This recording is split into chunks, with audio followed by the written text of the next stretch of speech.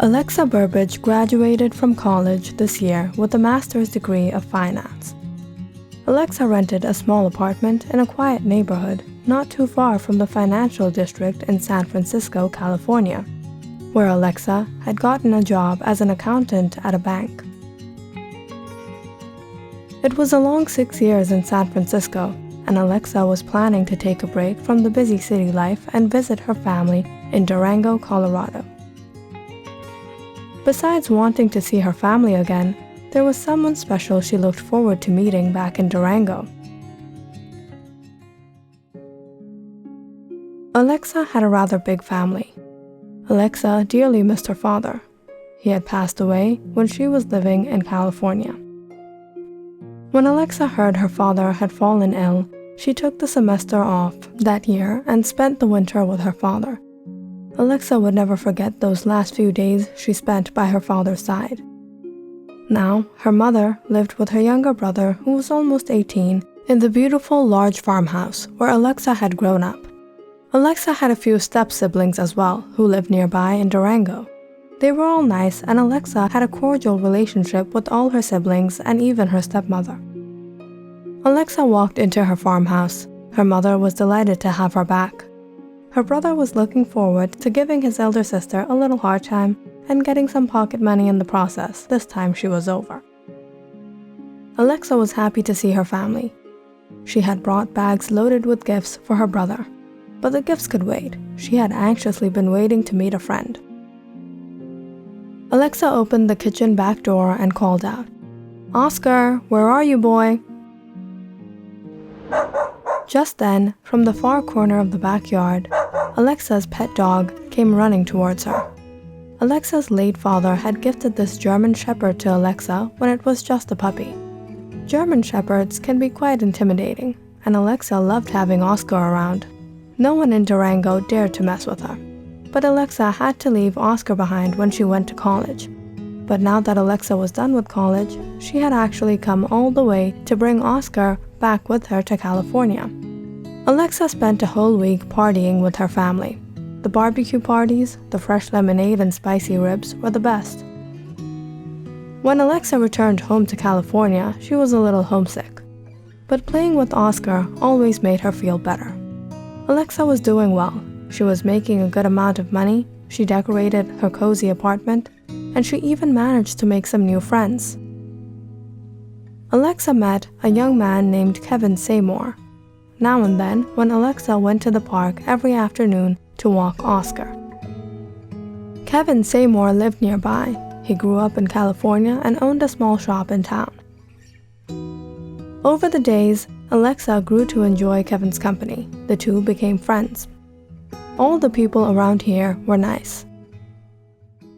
At least, all except for the neighbor that lived immediately next to Alexa. He was a young man, probably in his late 20s. His name was Stefan Sarcombe, and he lived by himself and often gave Alexa strange looks. Every time Alexa would walk by his house, she would have to pinch her nose. There was an odd odor that came from his front yard. Sarcombe's property stood out amongst all others on the block. There were tall fences barricading the whole house. One time, Alexa tried to sneak a peek inside. But the front yard was practically empty, nothing but the bare soil. Alexa didn't actually like Sarcombe, especially after that encounter with him one evening when Sarcombe was rather impolite and hostile to her, when Oscar suddenly slipped out of his leash on the street. Ever since then, Alexa always tried to take a different route whenever possible and avoid crossing over Sarcombe's property. Alexa left for work every morning. Mrs. Lawford, her other neighbor, would always be up and early taking her newspaper back inside at this time. "Alexa, how's everything going? Why don't you come inside? I just took out fresh muffins from the oven." "Not today, Mrs. Lawford. I'll be late for work." "Then just give me 1 minute." Mrs. Lawford ran inside and came out with a box of muffins. "Just a little treat to start your day. You should come over sometime. I'm usually all alone. Every time I see you going to work, you remind me of my daughter." She lives in Canada, only comes once a year. Thanks, Mrs. Lawford, but you didn't have to. I'll drop by sometime. As Alexa walked down her block, she waved hello to Mrs. Magner and her children walking to school. Her day at work went by as usual. By the time Alexa returned home, she was exhausted. It was dark out, the streets were practically empty. Alexa was walking past Sir Combs' house. For a moment, she thought he hid behind the curtain. Alexa hurried to her building. A strange anxiety ran through her body. She kept getting a feeling like someone was watching her. As a matter of fact, every time she came from work, she got that same eerie vibe.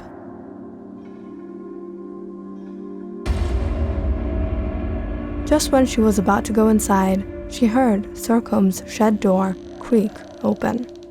Alexa hurried inside as soon as she could and opened her apartment door. She smiled when she found Oscar ready with a ball in his mouth. "Not today, boy. I'm really tired, but I promise we'll go to the park early tomorrow morning." Alexa poured Oscar food in his bowl and brought it to the living room. She prepared her own food and sat down on the couch. They both watched TV and munched on their food. Alexa ended up giving Oscar the rest of her chicken wings when he kept wagging his tail and making cuddly eyes at her. At around 11, Alexa went to bed. Oscar cuddled inside his small doghouse Alexa got for him. Soon the two were sound asleep.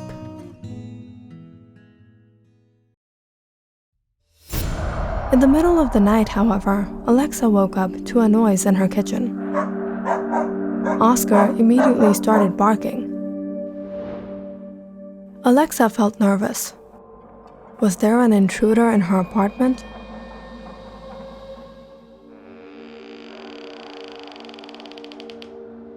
She grabbed her baseball bat and opened her bedroom door. Oscar suddenly became quite aggressive and ran out. Alexa was horrified to see Oscar jump on the man in the darkness of the night. Alexa couldn't see his face. It was covered. Oscar became furious and chased the man out of the apartment. The man yelled out in pain before he fled. Oscar saved Alexa. But unfortunately, he had been injured in the process. Alexa cried as she took Oscar to the vet. "Don't worry, boy, you'll be fine. I promised Dad I would take care of you."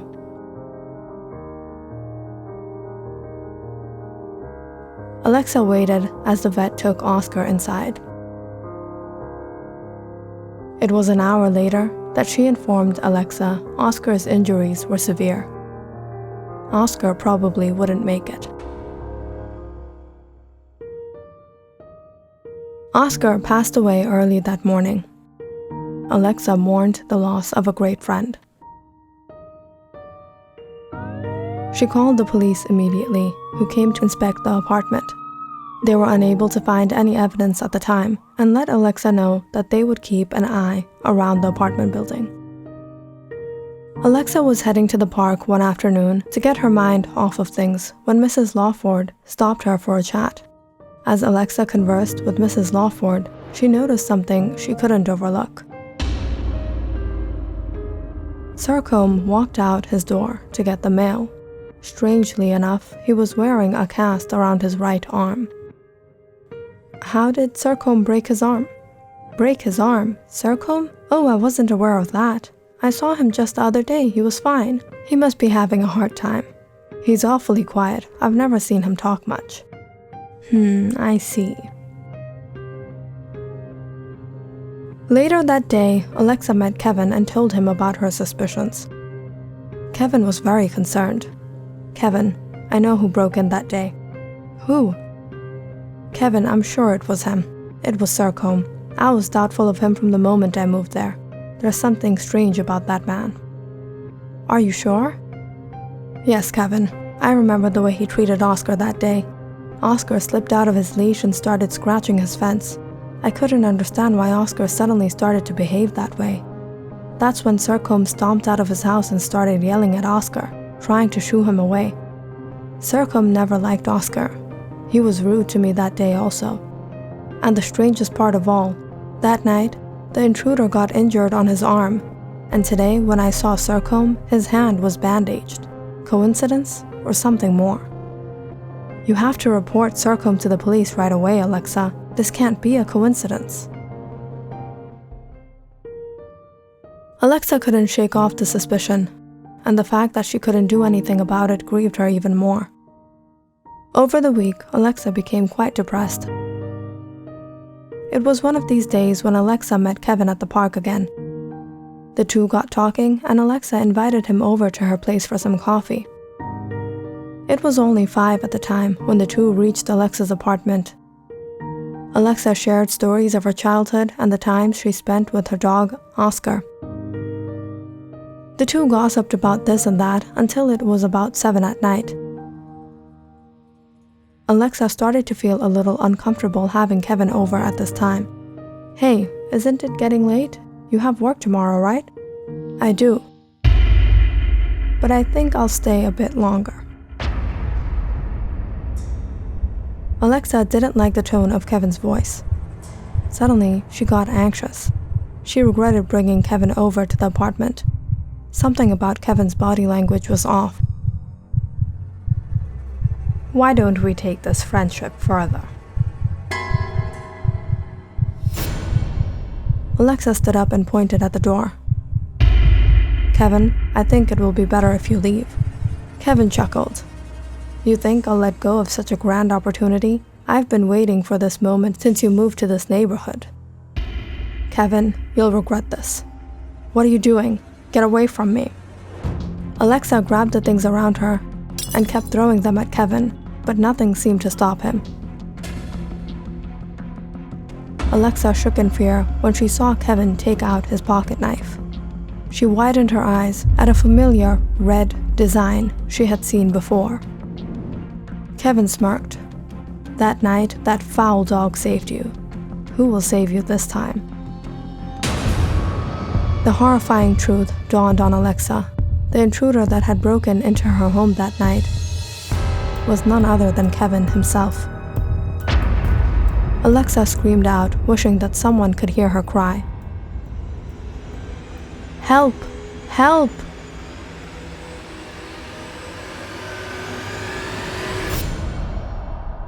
Suddenly, the lights flickered ominously. Alexa and Kevin turned to look at her bedroom door. There was a loud banging noise coming from inside the room. It was like someone was trying to break the door open from inside. "Who's in the room?" Just then, the door burst open. Alexa was thundered. She was paralyzed in fear when she saw Oscar, his eyes intensely watching Kevin in fury. Oscar growled.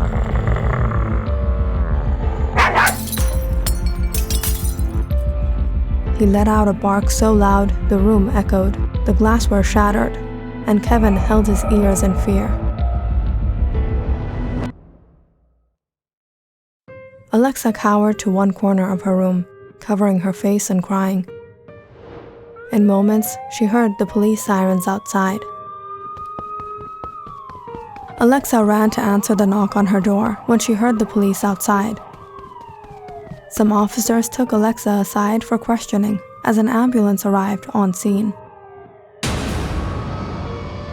There, in the middle of Alexa's living room, Kevin lay lifeless in a horrible condition. "Officer Declan, there was no way that young woman could have done this. This looks like a wild beast ripped off chunks of meat. All these creature attacks across California? Do you think the incident in Santa Monica is related to this?" "No, Officer Pete. This doesn't look like the first time. These previous wounds haven't healed yet. It looks like this was the second time he was attacked. These markings are different from the one in Santa Monica. They can't be the same. But this doesn't make sense. How can a wild beast enter this apartment? And even so, why would it spare the young woman? Unusual. Very unusual." Click on the subscribe button and check out more awesome videos on our channel. And don't forget to press the bell icon because you know it's interesting.